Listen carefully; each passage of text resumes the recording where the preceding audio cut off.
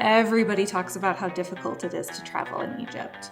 This place, there is no system here. I cannot recommend Egypt for anyone to visit. Yeah, people always hassling you. And if I'm being honest, it was pretty challenging for us when we were there for 3 weeks. You already said 400, now you're higher than that.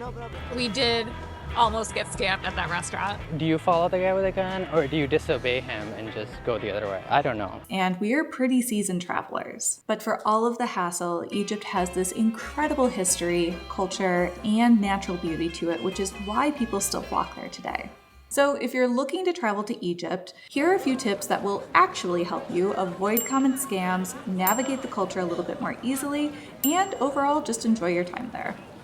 In really touristy places like the pyramids, Giza, any major markets, it can feel overwhelming. You'll get approached constantly and it's hard to know what's a scam and what's legit. So what we did was while we were in Cairo, we hired a local guide to show us the pyramids, and it was a game changer. People left us alone and we were actually able to get the history and a lot of information on the things that we were seeing. I'll make sure to include his information in the details of this video, but if you are looking for a tour guide in Cairo, he is a must hire. But even if it's just a local friend or even someone you've met at your hotel or guest house, it changes the energy entirely. You become way less of a target to people who are trying to sell you things or even trying to scam you. And if you want close to zero hassle while you're there, go ahead and book your tour guide for your whole stay or join an organized tour. This likely will keep you more on the tourist trail rather than allowing you to go off of the beaten path, but for a lot of people, it creates a much better experience and you can actually enjoy the things that you're there to see. Haggling is a part of life in Egypt, and you're expected to do it, especially in markets and souvenir shops. The first price you get is often double, if not triple, what the seller expects to get. So if you're not haggling, you are way overpaying.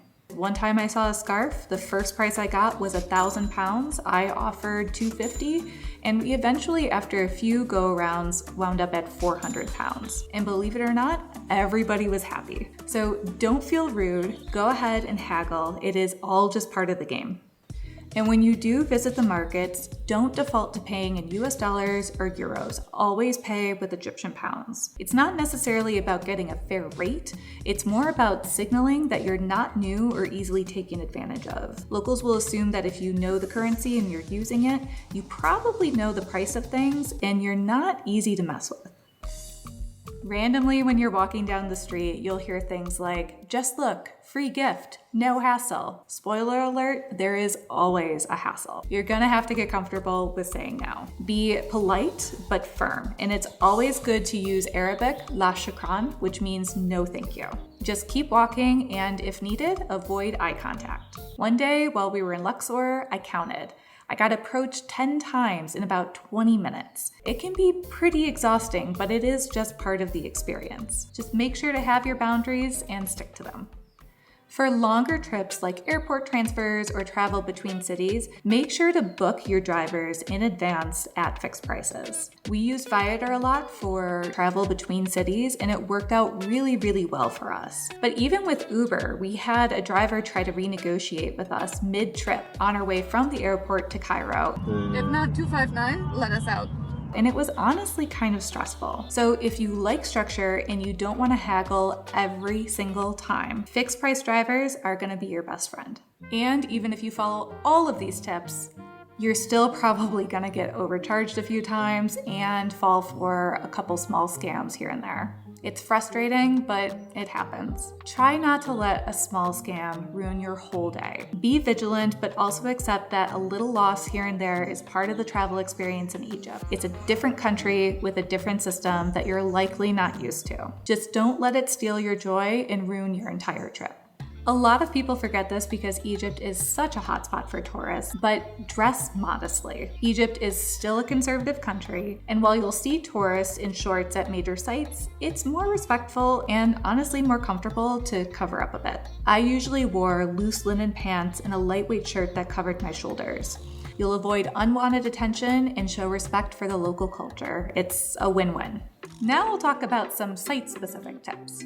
Everyone goes to Abu Simbel early, like crack of dawn early. But if you go mid-morning after the crowds leave, you'll have a much more peaceful experience. We left Aswan around 9 a.m., arriving there around 11:30 a.m., and still had plenty of time to explore before it got too hot. And we got way better photos with fewer people around.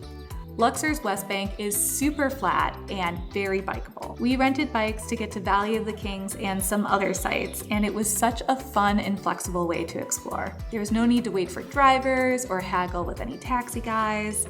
Plus, you get to see a lot more of local life along the way.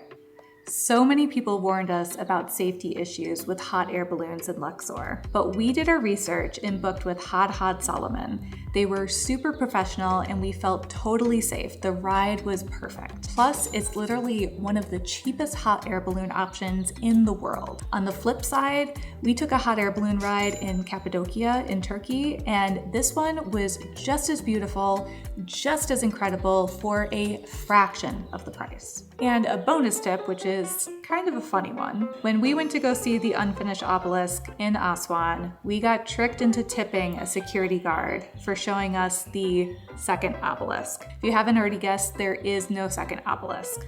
There is only one obelisk here. If anyone claims to know of a second obelisk, just keep on walking and say La Shukran. Egypt is intense, but it is worth it. With a little preparation and probably a little thicker skin, you will have an unforgettable adventure. If these tips helped, give this video a like and leave a comment if you have been to Egypt or you're planning on going. And don't forget to subscribe to our channel for more travel stories and tips from around the world. We'll catch you in the next one.